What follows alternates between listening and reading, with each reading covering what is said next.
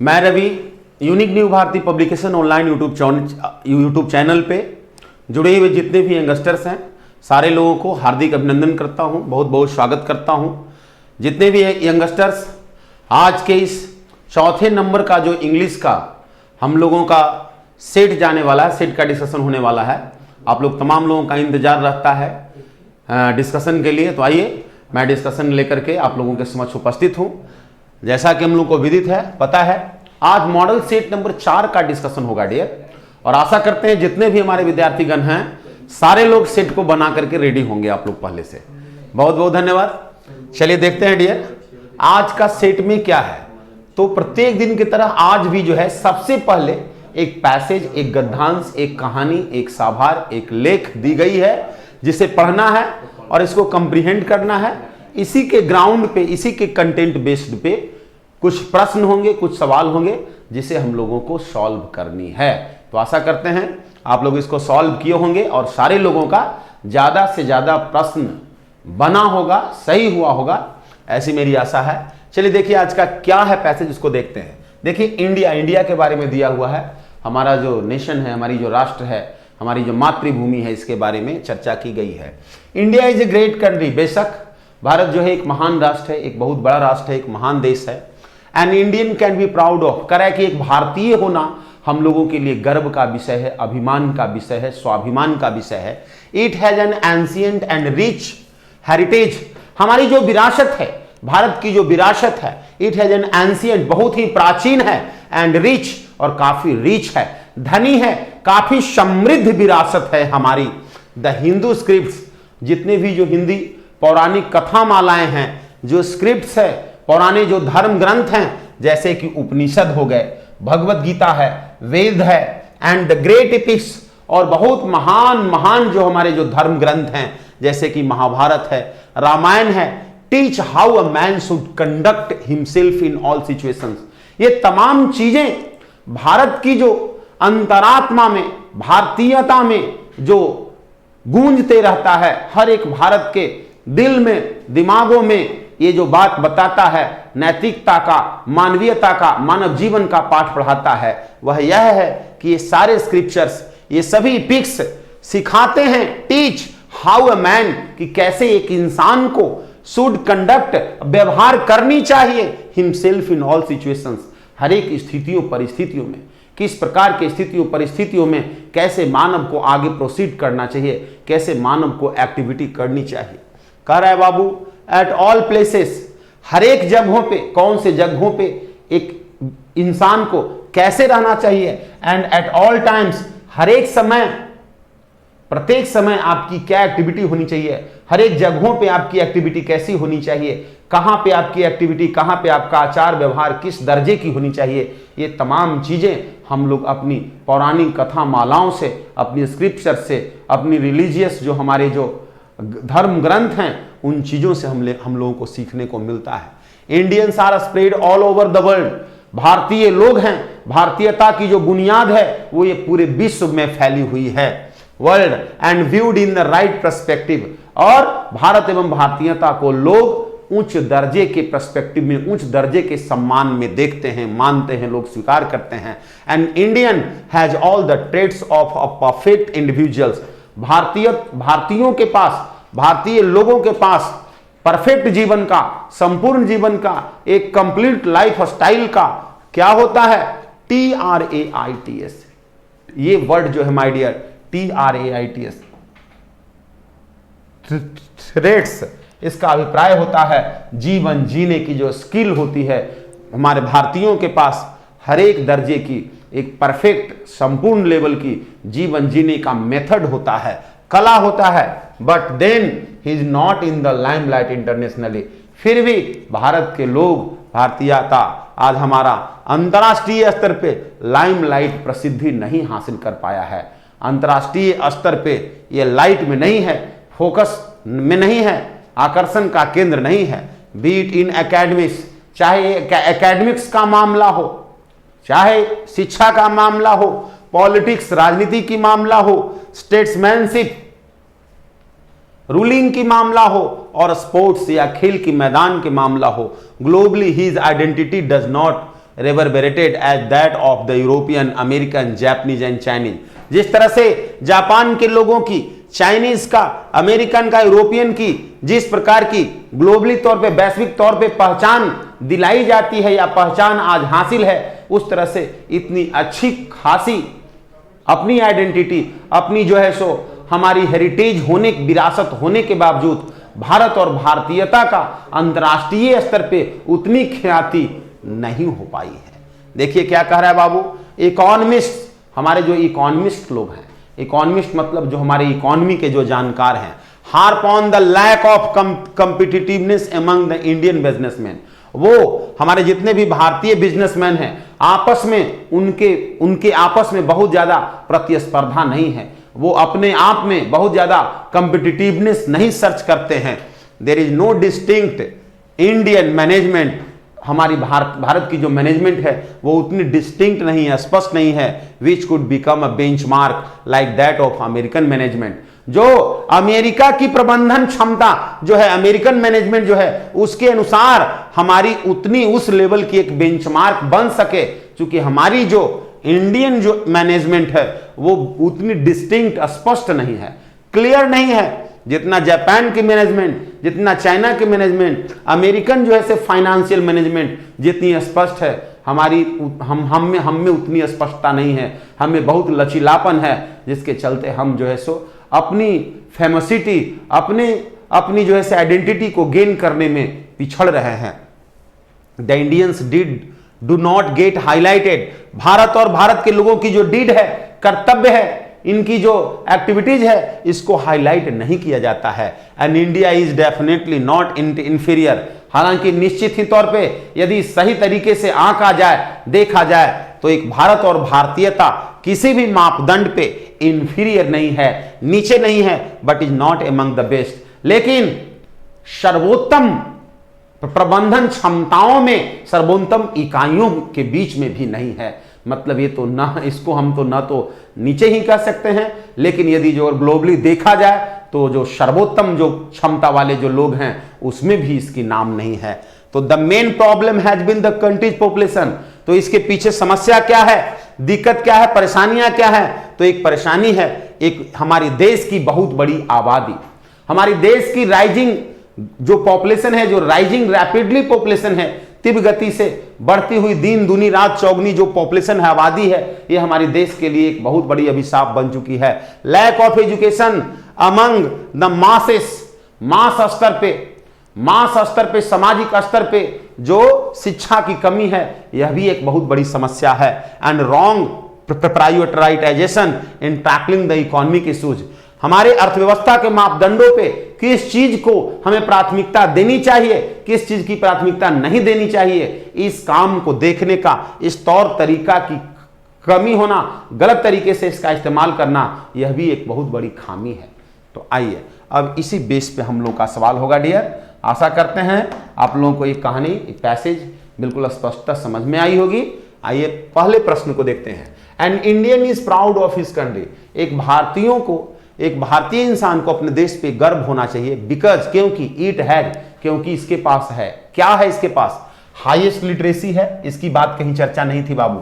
अब very large population, एक बहुत बड़ी आबादी है, जिसके चलते स्वाभिमान या अभिमान की बात कही गई थी नहीं। डेमोक्रेटिक फॉर्म ऑफ गवर्नमेंट नहीं, डेमोक्रेटिक कंट्री और भी है। तो यहां पे हमारा क्या बताया गया था? फर्स्ट पैरा में ही बताया गया था, चूंकि हमारी कल्चर जो है, हमारी जो हेरिटेज है, हमारी जो सभ्यता संस्कृति है, वो काफी प्रॉस्परस है, काफी एंशिएंट है। तो जवाब होगा my dear, because it has ancient and rich heritage, क्योंकि हमारी बहुत पौराणिक और समृद्ध विरासत है।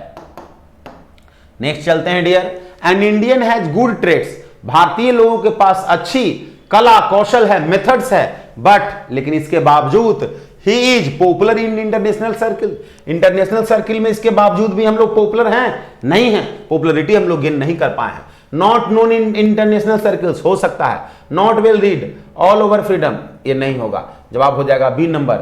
इतना होने के बावजूद हम लोग अंतर्राष्ट्रीय संप्रदाय में, अंतर्राष्ट्रीय मामलों, अंतर्राष्ट्रीय स्तर पे हमारी उतनी बड़ी आइडेंटिटी नहीं है। इतनी बहुत बेहतरी हमारे पास होने के बावजूद भी हम जो है अपनी फेमसिटी गेन नहीं कर पाए हैं। एमंग इंडियन बिजनेसमैन, भारतीय जो बिजनेसमैन है, व्यापारी वर्ग है, उनके बीच देयर इज नो, नहीं है, क्या चीज नहीं है, प्रतिस्पर्धा नहीं है, कंपिटिटिवनेस नहीं है, पॉजिटिव थिंकिंग नहीं, भारत के लोग पॉजिटिव हैं, मनी पैसा तो है, कॉपरेशन भी है, कॉम्पिटिटिवनेस नहीं है। तो जवाब हो जाएगा बाबू डी नंबर, कॉम्पिटिटिव, प्रतिस्पर्धा नहीं है। चलिए नेक्स्ट प्रश्न को देखते हैं। The main problem has been the country's, हमारी कंट्रीज का, हमारे देश का जो मेन प्रॉब्लम है वो क्या है, तो बताया था शिक्षा की कमी, मास स्तर पे शिक्षा, व्यापक पैमाने पे शिक्षा की कमी, बहुत ज्यादा पॉपुलेशन होना, तो economic planning, execution and competitiveness, population, lack of education and wrong priorities, यही है बी नंबर जो हम लोग देखे थे सबसे लास्ट पैराग्राफ में।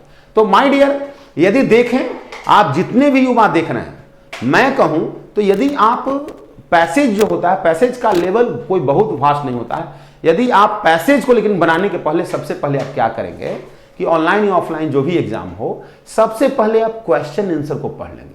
पैसेज से रिलेटेड जो 4-5 क्वेश्चन आंसर दे रहे हैं, सबसे पहले उनके प्रश्न और उसके आंसर को पढ़ लेंगे। उसके बाद जब आप पैसेज पढ़ेंगे तो पैसेज पढ़ते जाएंगे और सवालों का जवाब आपको मिलता चला जाएगा। और इस तरह से फिर जब पैसेज बन जाएगा तो उसके बाद आपके जितने भी होंगे लैंग्वेज का प्रश्न होगा। बिल्कुल सिंपल आसान प्रश्न है, आप लोग देख रहे हैं कितना आसानी से हम लोग सीख रहे हैं प्रश्नों को। तो इस तरह से आप लोग बने रहेंगे हमारे इस चैनल के साथ। यदि चैनल को सब्सक्राइब नहीं किए होंगे तो आप चैनल को सब्सक्राइब करना नहीं भूलेंगे। अपने दोस्तों तक हमारे वीडियोस से, हमारे इस डिस्कशन से आप लोग को कुछ सीखने समझने को मिल रही है, तो वीडियोस को अपने दोस्तों तक शेयर करना नहीं भूलेंगे। ज़्यादा से ज़्यादा अपने दोस्तों तक शेयर करेंगे ताकि आप लोगों के का स्नेह के साथ साथ आपके दोस्तों का भी स्नेह हम लोगों को प्राप्त हो सके। हम अपनी इस टीम की ओर से आप लोगों को बहुत बहुत अभिनंदन पेश करते हैं। बहुत बहुत धन्यवाद। चलिए अगले प्रश्न की ओर हम लोग प्रस्थान करते हैं। डियर देखिए क्या कह रहा है, एन इंडियन इज, एक भारतीय जो है वो है, क्या है, अमंग द बेस्ट, बहुत बेस्ट लोगों में के बीच में, अमंग द इंफीरियर, नीचे लोगों के बीच में, अमंग द वर्स्ट, बदतर स्थिति वाला, कि अमंग द मीडियोकर, कि नॉर्मल। तो भारतीय लोग क्या है, ना तो नीचे हैं, बहुत ज्यादा खराब स्थिति है, और बहुत सर्वोत्तम क्वालिटी वाले में भी नहीं है। मतलब भारतीय लोग एवरेज हैं, मेडियोकर इसी को बोलते हैं माय डियर। नॉर्मल होना, मेडियोकर होना, ठीक है, कॉमन होना, तो जवाब हो जाएगा डी नंबर। नेक्स्ट प्रश्न देखिए क्या कर रहा है, select the word with the correct spelling, सही स्पेलिंग वाला वर्ड को चुनना है। ड्वेलिंग, DWELLING होगा माय डियर। यहां सिंगल एल है जो कि गलत है, एक एल और देना होगा तब होगा। ड्वेलिंग मतलब होता है रहने वाला, हाँ, ड्वेलिंग रहना। इनर्वेट होता है ENERVATE, ENERVATE इनर्वेट होता है, ENERVATE आपको लिखना होगा, तब होगा ये जाकर के इनर्वेट। क्या हो जाएगा, इनर्वेट, कमजोर बनाना, कमजोर करना। नेक्स्ट है आपका लिगामेंट, लिगामेंट में सिंगल जी होगा, डबल जी नहीं होगा। लिगामेंट का मतलब होता है अस्थि बंधन, जब दो हड्डियों के बीच का जो जोड़ होता है, बॉन्डेज होता है, उसी को बोलते हैं लिगामेंट। तो हमारा डबल जी यहां पे नहीं होगा माय डियर, इसलिए बी नंबर, ए नंबर और डी नंबर ऑप्शन कैंसिल हो जा रहा है। एसएसएस, ACCESS, एसएसएस, एसएस का मतलब होता है पहुंच, पहुंच बनाना, पहुंच स्थापित करना। एसएसएस मीन्स हो जाएगा पहुंच। तो इसकी वर्ड हमारी ये वर्ड मीनिंग सही है, बाकी सभी में कुछ ना कुछ एक गलत है। यहाँ पे ENERVATE करना होगा। इनर्वेट मीन्स होता है कमजोर बनाना, लिगामेंट मीन्स समझ में आ गया आपको, अस्थि बंधन, अस्थि बंध। ड्वेलिंग मीन्स होता है माय डियर रहना, ड्वेल मीन्स होता है रहना, निवास करना। DWELLING होगा, सिंगल एल नहीं होगा। इस तरह से आपका जवाब सी नंबर चला जा रहा है। नेक्स्ट प्रश्न, अगले प्रश्न की ओर चलते हैं। देखिए क्या कर रहा है, the dog is being fed by us, कुत्ता हम लोगों के द्वारा खिलाया जा रहा है। तो देखिए इज के साथ वर्ब का थर्ड फॉर्म लगा हुआ है डियर, मतलब ये सेंटेंस हमारा पैसिव स्टाइल का है, ये ऑलरेडी पैसिव का वाक्य है। तो हमें इसको क्या करना है, एक्टिव बनाना है। तो एक्टिव बनाया हुआ देखिए इज बीइंग, इज और being, be verbs, is are am was were के साथ बीइंग लगा हुआ है, मतलब ये एक्टिव में जो इसका सेंटेंस बनेगा कंटिन्यूअस एक्शन में बनेगा। ये कंटिन्यूअस एक्शन का सेंटेंस है। बाय अस है, मतलब सब्जेक्ट के रूप में वी होगा, तो लिखेंगे बाबू वी के साथ आर लगेगा, वी आर फीडिंग, वर्ब का चौथा फॉर्म कंटिन्यूअस एक्शन में, we are feeding the dog. तो ये कहां है देखिए, we had been feeding the dog नहीं होगा, वी फेड द डॉग नहीं होगा, we have had been feeding the dog नहीं होगा, जवाब हो जाएगा C number, we are feeding the dog, हम लोग कुत्ता को खिला रहे हैं, इसका पैसिव व्यवहार हो जाएगा the dog is being fed by us, कुत्ता हम लोगों के द्वारा खिलाया जा रहा है। नेक्स्ट प्रश्न क्या है, टू बी इनडिसिसिव, इनडिसिसिव होना मतलब क्लियर नहीं होना, स्पष्ट नहीं होना, निर्णायक नहीं होना, मतलब स्पष्ट असमंजस की स्थिति में होना, स्पष्टवादी नहीं होना, इनडिसिसिव होना, उसको बोलते हैं बाबू टू डीदर। टू डीदर का मतलब होता है असमंजस की स्थिति होना, असमंजस में होना, शक में होना। भेक्स मतलब होता है चिढ़ाना, ये नहीं होगा। TIFF टिफ, टिफ मीन्स होता है बिल्कुल, यहां होता है टिफ, टिफ का मतलब होता है संकटपूर्ण स्थिति, तो ये नहीं होगा। STEW स्टीव, स्टीव का मतलब भी होता है बाबू ढालना, एडजस्ट करना, यह भी जवाब नहीं होगा, जवाब हो जाएगा टू डीदर, असमंजस में होना, कन्फर्म नहीं होना, उधेड़ बूंद में होना। देखिए द लास्ट मुगल इंपेरर कह रहा है कि अंतिम मुगल शासक was send into exile by British, अंतिम मुगल शासक को ब्रिटिश के द्वारा, ब्रिटिश मींस अंग्रेजों के द्वारा उसे जेल भेज दिया गया। पैसिव वॉइस का वाक्य देखिए, वाज, वाज के साथ पैसिव वॉइस में वर्ब का तीसरा रूप होगा माय डियर, सेंड नहीं होगा, यहां लिखना होगा सेंट। तो ये देखिए 2 नंबर पार्ट में एरर है, 2 नंबर पार्ट बी पार्ट में लिखा हुआ है, जवाब होगा बी। सुधार क्या करना होगा, वाज के साथ सेंड नहीं सेंट लिखना होगा, was sent into exile by the British, British के द्वारा अंतिम मुगल शासक को जेल भेज दिया गया, कारावास में भेज दिया गया। Send, sent, sent, verb third form sent हो जाएगा। नेक्स्ट प्रश्न को देखिए, अगले प्रश्न है इल्फ, ELF, इल्फ का मतलब होता है देवी, देवता। परी, अब इसका उल्टा चाहिए, अपोजिट वर्ड चाहिए, तो पीक्सी जी कोई वर्ड नहीं है, निस, निस भी कोई वर्ड नहीं है। फे, देखिए FAY, फे का मतलब भी होता है देवी देवता। जियांट, जियांट का मतलब होता है राक्षस, तो देवी देवता का उल्टा क्या हो जाएगा बाबू, राक्षस। दैत्य, जियांट, यही आपका जवाब हो जाएगा। नेक्स्ट प्रश्न है batter, BATTER, batter, BATTER, batter, batter मतलब क्या होता है, बल्लेबाज, अच्छा बल्लेबाजी करने वाला, धाकड़ बल्लेबाज, अच्छा बैटिंग करने वाला, अच्छा बॉल को मारने वाला, उसको बोलते हैं बल्लेबाज। तो एश्योर मींस आश्वस्त होना, बैश, इंसुलेट, बुलवॉक, कौन सा होगा, सिनोनिम चाहिए, समानार्थक शब्द चाहिए, समान अर्थ वाला शब्द चाहिए। तो देखिए एश्योर मींस होता है आश्वस्त होना, इंसुलेट, INSULAT, इंसुलेट का मतलब होता है माय डियर अलग करना, बुलवॉक मतलब होता है बांध, बुलवॉक मींस क्या होता है, बांध। बैश, बैश का मतलब भी होता है बल्लेबाज, अच्छी बल्लेबाजी करने वाला, अच्छा बॉल को मारने वाला। तो जवाब हो जाएगा आपका सी नंबर, क्या जवाब हो जाएगा, सी नंबर जवाब होगा। नेक्स्ट होगा you ought not to there but you did, कह रहा है कि आपको वहां नहीं जाना चाहिए था, ये सजेशन है, आपको वहां नहीं जाना चाहिए था बट यू डिड, लेकिन आप वहां चले गए, ये इस वाक्य का फीलिंग है। अब इस वाक्य में टू गो यहां जो लिखा हुआ है यहां पे एरर्स है, क्या चीज डालेंगे तो सुधार हो जाएगा। तो यहां होना चाहिए था you ought not to have gone, to have gone, आपको वहां नहीं जाना चाहिए था, बट यू डिड, लेकिन आप गए। तो जवाब आपका क्या हो जाएगा बाबू, 1 नंबर हो जाएगा। जवाब क्या हो जाएगा, 1 नंबर हो जाएगा। You ought not to have gone there, आपको वहां नहीं जाना चाहिए था, बट यू डिड। बाकी कोई भी ऑप्शन वहां डालेंगे तब हमारा सही मीनिंग नहीं निकल पाएगा सेंटेंस का, अर्थात जवाब 1 नंबर हो जाएगा। नेक्स्ट प्रश्न को देखिए, the management should have put up a notice, management को एक नोटिस दे देना चाहिए था, मैनेजमेंट को एक नोटिस दे देना चाहिए था।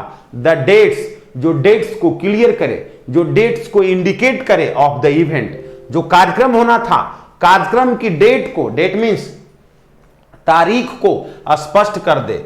तो इलस्ट्रेटिंग व्याख्या करना, इंप्लाइंग एक्सप्रेसिंग व्यक्त करना, इंडिकेटिंग, इंडिकेटिंग हो जाएगा। A notice, the management should have put up a notice, management को एक नोटिस डाल देना चाहिए, indicating the dates of the event, जो इवेंट्स के, कार्यक्रम के डेट को इंडिकेट करता हो वैसा सूचना दे देनी चाहिए, डेट को क्लियर कर देना चाहिए था सूचना में। तो वर्ड यहां इंडिकेटिंग सबसे सुटेबल होगा। देखिए नेक्स्ट प्रश्न है यू सेड टू मी, फिर आपका क्या आ गया बाबू, पिछले दिवस के भांति फिर आपका नरेशन का एक्टिव डायरेक्ट इनडायरेक्ट का सेंटेंस का आपका काम आ गया। देखिए यू सेड टू मी, ये रिपोर्टिंग क्लाउज है जो पास्ट टेंस में है। यू आर माई फ्रेंड, ये असर्टिव सेंटेंस है। रिपोर्टेड स्पीच, रिपोर्टेड स्पीच हमारा असर्टिव सेंटेंस है और रिपोर्टिंग स्पीच जो है पास्ट में है। तो माय डियर मैं बताया था से सेड जो है बदल जाएगा क्या चीज में, टोल्ड में बदल जाएगा। सेड क्या चीज में बदल जाएगा, टोल्ड में। क्यों बदला, चूंकि हमारा रिपोर्टेड स्पीच जो है असर्टिव है। जब रिपोर्टेड स्पीच असर्टिव होता है तब रिपोर्टिंग क्लाउज का सेड जो वर्ब है my dear, tell tells told में बदल जाता है। तो यहां सेड है इसलिए ये टोल्ड में बदल जाएगा। और कब, जब ऑब्जेक्ट रहता है तब। इतने होने के बाद भी यदि जो ऑब्जेक्ट नहीं रहे तब सेड ही लिखा जाता है। तो चूंकि यहां ऑब्जेक्ट भी है तो यू सेड टू मी के जगह पे लिखना होगा यू टोल्ड मी। कहां है, you told me, you told me, you told me, you told me, चारों ऑप्शन में है। अतः अभी तक चारों ऑप्शन हमारा सही है। इन्वर्टेड कॉमा को हटाएंगे तो चूंकि रिपोर्टेड स्पीच का सेंटेंस असर्टिव है तो इन्वर्टेड कॉमा को रिमूव करने के बाद दैट लगाना होगा।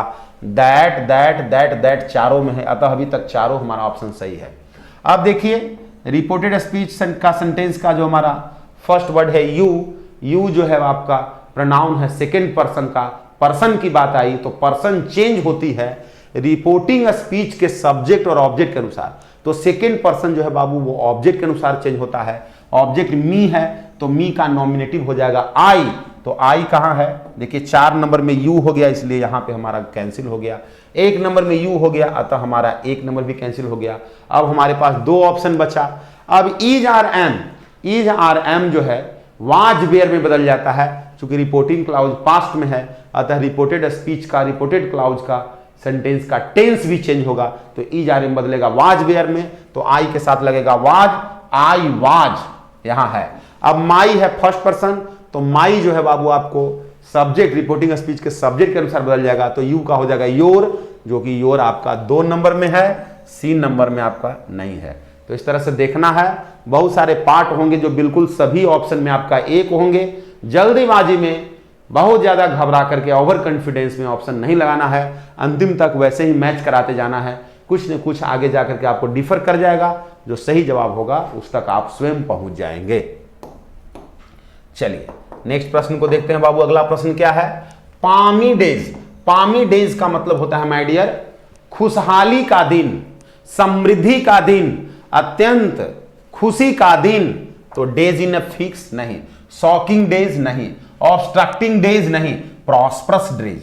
प्रॉस्परस का मतलब क्या होता है, समृद्धशाली दिन, समृद्धि का दिन, खुशनुमा दिन, खुशी का दिन, अच्छे दिन। तो प्रॉस्परस डेज हो जाएगा जवाब। नेक्स्ट प्रश्न क्या है, अगले प्रश्न है बाबू कैलुअस।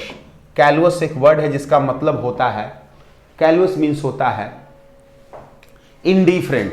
इनडिफरेंट का मतलब होता है बाबू निरुत्सुक, निरुत्सुक, अनइंटरेस्टेड, जो किसी भी चीज में इंटरेस्ट नहीं ले, उत्सुक नहीं हो, निरुत्सुक हो, तो उसको बोलते हैं इनडिफरेंट। जवाब आपका सिनोनिम मांग रहा है इसलिए जवाब हो जाएगा इनडिफरेंट। बेयर मीन्स होता है नग्न, बैरन मीन्स होता है बाबू बंजर, इसलिए ये नहीं होगा। बीमोन मीन्स होता है पश्चाताप करना आता है, ये भी नहीं होगा। जवाब आपका 1 नंबर में ही। कैलुअस मीन्स होता है माय डियर किसी भी काम में उदासीन व्यक्ति, निरुत्सुक व्यक्ति। तो कैलुअस मीन्स उदासीन या निरुत्सुक, इसका जवाब हो जाएगा इंडिफरेंट। इंडिफरेंट का मतलब भी होता है उदासीन या निरुत्सुक। नेक्स्ट प्रश्न को देखते हैं। नेक्स्ट प्रश्न है habit of secretly listening to private conversation. देखिए ये एक सेंटेंस है, इस पूरे एक सेंटेंस के लिए हमें एक वर्ड चाहिए। ऐसे प्रश्नों को बोलते हैं वन वर्ड सब्स्टिट्यूशन। क्या बोलते हैं, वन वर्ड सब्स्टिट्यूशन, मतलब अनेक शब्दों के लिए एक शब्द। हिंदी में बोलते हैं अनेक शब्दों के लिए एक शब्द जिसकी 4 भुजाएं हों, चतुर्भुज।